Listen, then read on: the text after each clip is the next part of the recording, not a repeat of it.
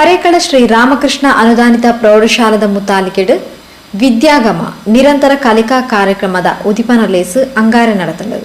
ಗುರ್ಕಾರ್ವನ ವಯಸ್ಸಿನ ಹರೇಕಳ ಶ್ರೀ ರಾಮಕೃಷ್ಣ ಪ್ರೌಢಶಾಲದ ಸಂಚಾಲಕರು ಶ್ರೀ ಜಯರಾಮ್ ಆಳುಪೋಡಾರ್ ತುಡರ್ ಅರ್ಲಾದ ಉದಿಪನ ಮಲ್ತದು ವಿದ್ಯಾರ್ಥಿಗಳು ಈ ಕಾರ್ಯಕ್ರಮದ ಪ್ರಯೋಜನ ಪಡೆಯುವಂಡ ಮಾತ್ರ ಕಾರ್ಯಕ್ರಮ ಯಶಸ್ವಿಯಾಗಿ ಸಾಧ್ಯ ಪಂಡ ತೆರಿಪಾಯರು.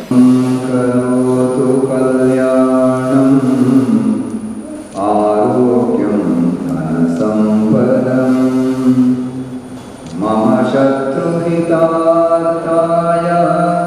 दीपज्योति नमोस्तुते दीपज्योति नमोस्तुते. ಸರ್ಕಾರ ಯಾವುದೇ ಆದೇಶವನ್ನು ಮಾಡಲಿ ಅಥವಾ ವಿದ್ಯಾಸಂಸ್ಥೆ ಅದನ್ನು ಯಾವುದೇ ರೀತಿಯಲ್ಲಿ ಪರಿಪಾಲನೆ ಮಾಡಲಿ, ಅದರ ಸದುಪಯೋಗವನ್ನು ವಿದ್ಯಾರ್ಥಿಗಳು ಪಡೆದುಕೊಳ್ಳದಿದ್ದಲ್ಲಿ ನಾವು ಮಾಡಿದ ಕಾರ್ಯಕ್ರಮಕ್ಕೆ ಸಫಲತೆ ಬರುವುದಿಲ್ಲ. ಆದ್ದರಿಂದ ಈ ದಿನದ ನಮ್ಮ ಈ ಉದ್ಘಾಟನಾ ಕಾರ್ಯಕ್ರಮ ಯಶಸ್ವಿಯಾಗಬೇಕೆಂದರೆ ಈ ಕಾರ್ಯಕ್ರಮದ ಪ್ರಯೋಜನವನ್ನು ವಿದ್ಯಾರ್ಥಿಗಳಾದ ತಾವೆಲ್ಲರೂ ಪಡ್ಕೊಳ್ಬೇಕು. ಹಾಗಿದ್ದಲ್ಲಿ ಮಾತ್ರ ಇವತ್ತಿನ ಈ ನಮ್ಮ ಕಾರ್ಯಕ್ರಮ ಒಂದು ಅರ್ಥಪೂರ್ಣವಾಗ್ತದೆ. ಈಗಾಗಲೇ ನಿಮ್ಮ 2020-21ನೇ ಶೈಕ್ಷಣಿಕ ವರ್ಷದ ಜೂನ್, ಜುಲೈ, ಆಗಸ್ಟ್ 3 ತಿಂಗಳು ನಿಮಗೆ ವಿದ್ಯಾರ್ಜನೆ ಇಲ್ಲದೆ ಹೋಗಿದೆ. ಆದರೆ ಇನ್ನೂ ಕೂಡ ಬಹುಶಃ 1-2 ತಿಂಗಳು ಅಂದರೆ ಸೆಪ್ಟೆಂಬರ್ ಅಂತೂ ಖಂಡಿತ ಶಾಲೆ ಓಪನ್ ಆಗುವ ಅಂದಾಜು ಕಾಣೋದಿಲ್ಲ. ಎಲ್ಲಾದರೂ ಪ್ರಾರಂಭ ಆದರೆ ಅಕ್ಟೋಬರ್, ನವೆಂಬರ್ ಆ ನಂತರದ ನಿಮ್ಮ ಶೈಕ್ಷಣಿಕ ವರ್ಷ. ಏನೇ ಇದ್ದರೂ ಈ ಕಳೆದು ಹೋದಂತಹ ಈ ವಿದ್ಯೆಯನ್ನು ನೀವು ನಿಮಗೆ ಸಿಕ್ಕಿದಂತಹ ಪಠ್ಯಪುಸ್ತಕಗಳನ್ನು ಓದುತ್ತಾ ಅದರ ಅನುಭವವನ್ನು ಪಡ್ಕೊಳ್ಳುತ್ತಾ ಮಾತ್ರವಲ್ಲದೆ ನೋಡಿ ಈ ರೀತಿಯಂತಹ ಒಂದು ಕಾರ್ಯಕ್ರಮಗಳಲ್ಲಿ ತಪ್ಪದೆ ಹಾಜರಾಗಿ ಇಲ್ಲಿ ಮಾಡಿದ ಪಾಠ ಪ್ರವಚನಗಳನ್ನು ಸರಿಯಾಗಿ ಅರ್ಥ ಮಾಡಿಕೊಂಡು ನಿಮ್ಮ ವಿದ್ಯಾರ್ಥಿ ಜೀವನಕ್ಕೆ ಭರ್ತಿ ಮಾಡಿಕೊಂಡಲ್ಲಿ ಮಾತ್ರ ನಿಮ್ಮ ಮುಂದಿನ ಆ ಯಾವುದು ವರ್ಷ ಸಂಪೂರ್ಣ ಆಗ್ತದೆ. ಆವಾಗ ಪರಿಪೂರ್ಣ ಆಗಬೇಕಾದ್ರೆ ಇದರ ಪ್ರಯೋಜನಗಳನ್ನು ಕೂಡ ನೀವು ಪಡ್ಕೊಳ್ಬೇಕು. ಈಗಾಗಲೇ ಕಾರ್ಯಕ್ರಮ ಉದ್ಘಾಟನೆ ಆಗಿದೆ, ಅದು ಯಶಸ್ವಿಯಾಗಲಿ.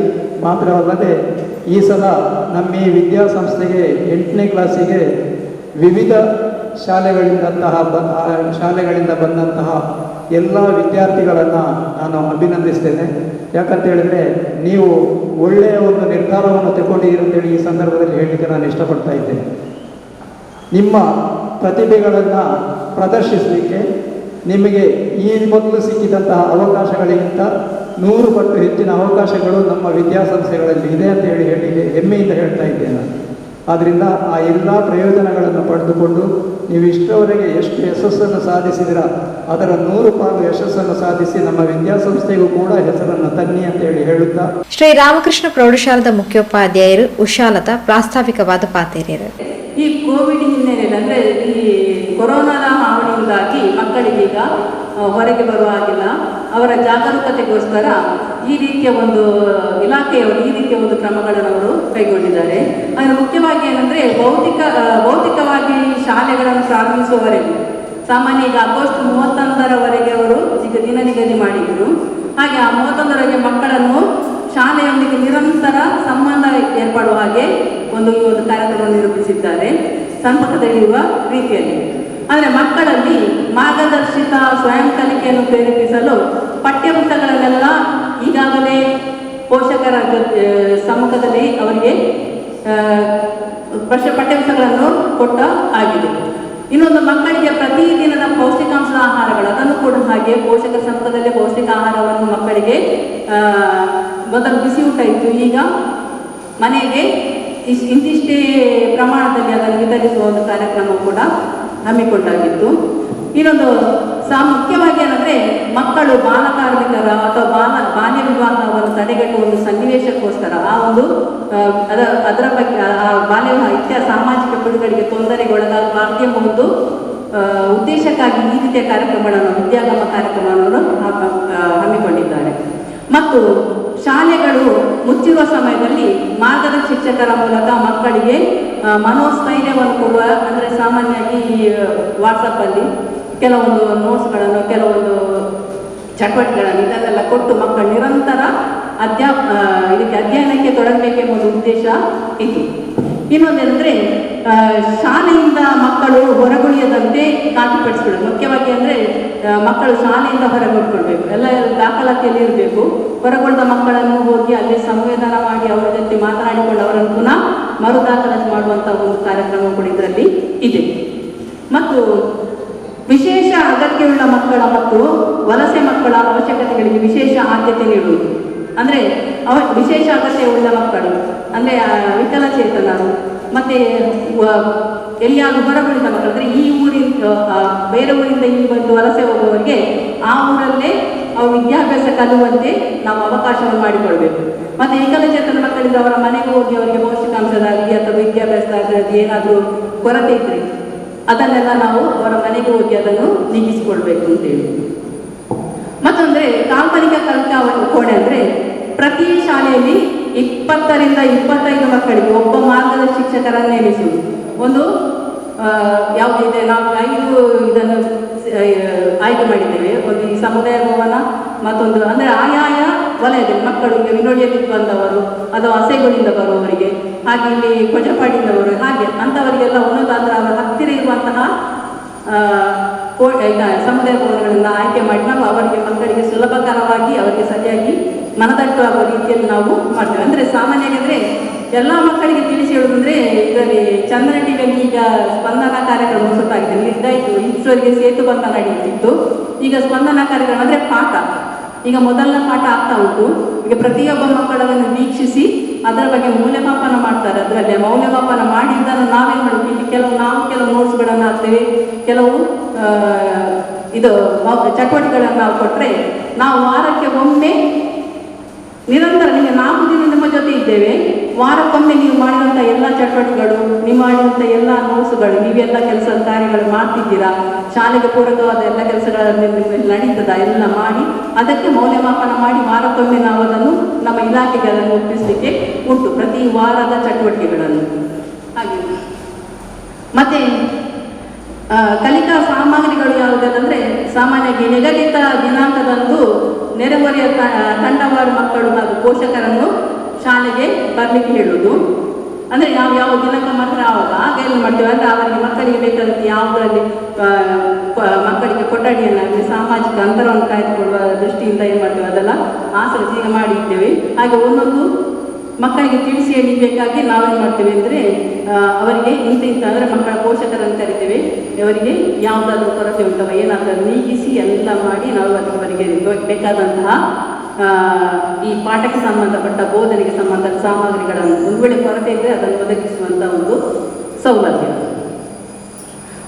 ಮತ್ತು ಇನ್ನೊಂದಂದರೆ ಅದೇ ನಾನು ಹೇಳಿದ್ರೆ ನಾವು ಮಧ್ಯಾಹ್ನದ ಉಪಹಾರ ಅಂದರೆ ನಾವು ಇಷ್ಟು ಪೌಷ್ಟಿಕಾಂಶವನ್ನು ಪೋಷಕರಿಗೆ ಕೊಡುವುದು, ತಿಂಗಳಿಗೊಮ್ಮೆ ಕೊಡುವುದು. ಅಂದರೆ ಆ ಪ್ರಮಾಣ ಎಷ್ಟು ಪ್ರಮಾಣ ಉಂಟು ಅಷ್ಟು ಪ್ರಮಾಣದ ಆಹಾರ ಸಾಮಗ್ರಿಗಳನ್ನು ನಮಗೆ ವಿತರಣೆ ಮಾಡಲಿಕ್ಕೆ ಉಂಟು. ಮತ್ತೆ ಅದೇ ವಾರಕ್ಕೊಮ್ಮೆ ಮೌಲ್ಯಮಾಪನ ಮಾಡಿ ಅದನ್ನು ಮೌಲ್ಯಮಾಪನವನ್ನು ನಾವು ಇಲಾಖೆಗೆ ಒಪ್ಪಿಸಿದ್ರೆ ಅಂಕ ನಿಮಗೆ ಈಗ FA1 FA2 FA3 ಪರೀಕ್ಷೆ ಎಲ್ಲ ಯಾವುದ್ರಲ್ಲಿ ನಾವು ಮಾಡಿದಂಥ ಮೌಲ್ಯಮಾಪನದ ಅಂಕವನ್ನೇ ಆಧರಿಸಿ ನಿಮಗೆ ಅದರ ಉತ್ತೀರ್ಣತೆಯನ್ನು ಕೊಡುವುದು. ಹಾಗೆ ಇಷ್ಟೇ ಸಾಮಾನ್ಯವಾಗಿ ನಿರಂತರ ಮತ್ತು ಕಲಿಕಾ ಕೇಂದ್ರದಲ್ಲಿ ಇಷ್ಟೆಲ್ಲ ವಿಷಯಗಳು ಇದೆ. ಅಂದರೆ ಇದು ಆಗಸ್ಟ್ 31ರವರೆಗೆ ಇಂತಿ ನಿರಂತರ ಸಾಧನೆ. ಮತ್ತು ಇನ್ನು ಯಾವಾಗ ಶಾಲೆ ಪ್ರಾರಂಭ ಆಗ್ತದೆ ಅಂತೇಳಿ ಇನ್ನು ನಮಗೆ ಶಿಕ್ಷಣ ಸಚಿವರ ಇಲಾಖೆಯಿಂದ ಆದೇಶ ಬಂದ ನಂತರವೇ ನಾವು ಇನ್ನು ಮುಂದಿನ ಮಾಹಿತಿಯನ್ನು ನೀಡಲಾಗುತ್ತದೆ. ಹರೇಕಳ ಗ್ರಾಮ ಪಂಚಾಯತ್ ಮಾಜಿ ಸದಸ್ಯರು ಅಬ್ದುಲ್ ಮಜೀದ್, ಹರೇಕಳ ಗಣೇಶೋತ್ಸವ ಸಮಿತಿ ಕಾರ್ಯದರ್ಶಿ ಶ್ರೀ ದುರ್ಗಾ ಪ್ರಸಾದ್ ರೈ ಕಲ್ಲಾಯಿ, ಶ್ರೀ ರಾಮಕೃಷ್ಣ ಪ್ರೌಢಶಾಲದ ಶಿಕ್ಷಕ ರಕ್ಷಕ ಸಂಘದ ಅಧ್ಯಕ್ಷರು ಶ್ರೀಮತಿ ಜಯಶ್ರೀ ಈಚಿತಿ ಪ್ರಮುಖರು ಮಲ್ಲಬಿನಿರಾದ ಪಾಲ್ಪಡೆದು ಕಾರ್ಯಕ್ರಮಕ್ಕೆ ಎಡಬೇಕಿರು. ವಿದ್ಯಾಗಮ ನಿರಂತರ ಕಲಿಕಾ ಕಾರ್ಯಕ್ರಮಕ್ಕೆ ನಾನು ಗಣೇಶೋತ್ಸವ ಸಮಿತಿಯ ಪರವಾಗಿ ಆಗಮಿಸಿರುತ್ತೇನೆ. ಗಣೇಶೋತ್ಸವ ಸಮಿತಿಯಲ್ಲಿ ನಮ್ಮ ಶಾಲೆಯವರು ಈ ನಿರಂತರ ವಿದ್ಯಾಗಮ ಕಲಿಕಾ ಕಾರ್ಯಕ್ರಮಕ್ಕೆ ಹಾಲನ್ನು ಕೇಳಿರುವಾಗ ಎಲ್ಲ ನಮ್ಮ ಈ ಹಾಲ್ನಲ್ಲಿ ಎಲ್ಲ ಹಾಲ್ನ ನಮ್ಮ ಗಣೇಶೋತ್ಸವ ಸಮಿತಿಯವರು ಎಲ್ಲ ಹರೇಕಳ ಶಾಲೆಯ ವಿದ್ಯಾರ್ಥಿಗಳೇ ಆಗಿರುವುದರಿಂದ ಇದನ್ನು ಯಾರು ಬೇಡ ಎನ್ನುವರಿಲ್ಲ, ಎಲ್ಲರೂ ಖುಷಿಯಿಂದ ಇದನ್ನು ನೀಡಲು ಒಪ್ಪಿರುತ್ತಾರೆ. ಇದು ಮತ್ತು ಈ ನಿರಂತರ ಕಲಿಕಾ ಕಾರ್ಯಕ್ರಮ ತುಂಬ ಯಶಸ್ವಿಯಾಗಿ ಇವತ್ತಿನಿಂದ ಕಾರ್ಯಕ್ರಮ ಮುಂದುವರಿಯಲಿ ಅಂತ ಹಾರೈಸುತ್ತಾ ಭಾರತ್ ಸ್ಕೌಟ್ ಬುಕ್ ಗೈಡ್ಸ್ ರಾಜ್ಯ ಮಟ್ಟದ ಪರೀಕ್ಷೆಡು ಉತ್ತೀರ್ಣರಾದ ರಾಜ್ಯ ಪುರಸ್ಕಾರ ಪ್ರಶಸ್ತಿ ಪಡೆಯಿನ ವಿದ್ಯಾರ್ಥಿ ನಿಶಾನ್ ರೆಗ್ ಪ್ರಶಸ್ತಿ ಪತ್ರದೊಟ್ಟಿಗೂ ಅಭಿನಂದಿಸಾಯರು. ಎನ್ಮನೆ ತರಗತಿಗೆ ದಾಖಲಾತಿ ಪಡೆಯಿನ ಪ್ರತಿಭಾನ್ವಿತ ಜೋಕ್ಲಿಯನ್ನು ಗುರುತಿಸಾದ ಗೌರವಿಸಾಯರು. ಇದು ನಮ್ಮ ರಾಡಿಗದಿಂದ 9 ಮಕ್ಕಳು ಬಂದಿದ್ದಾರೆ. ಮತ್ತೊಬ್ಬ ರಿಕ್ಷನ್ ಮನೆಗೆ ಹಾಗೆ ಕ್ಷೇಮನಿಗೆ ಕೂಡ ಪ್ರಸಾದವರು ಪ್ರಜ್ಞಾನಿಗೆ ನಮ್ಮ ಮುಖ್ಯೋಪಾಧ್ಯಾಯ ಕುಶಲತೆ ಶಿಕ್ಷಕಿಯರು ಕುಮುದ ಕೃಷ್ಣಶಾಸ್ತ್ರಿ, ಶಿವಕುಮಾರ್, ನೂತನ, ಸ್ಮಿತಾ ಕುಮಾರಿ, ಮೋಹನ್ ಕಾರ್ಯಕ್ರಮದ ಮುತಾಲಿಕೆಡಿದ್ದರು. ಶಿಕ್ಷಕರು ಶ್ರೀ ರವಿಶಂಕರ್ ಹರೇಕಳ ಎತ್ಕೊಂಡರು. ನಮ್ಮ ಶಾಲೆಯಲ್ಲಿ ನಾವು ಇವತ್ತು ವಿದ್ಯಾಗಮ ಕಾರ್ಯಕ್ರಮವನ್ನು ಉದ್ಘಾಟಿಸ್ತಾ ಇದ್ದೇವೆ.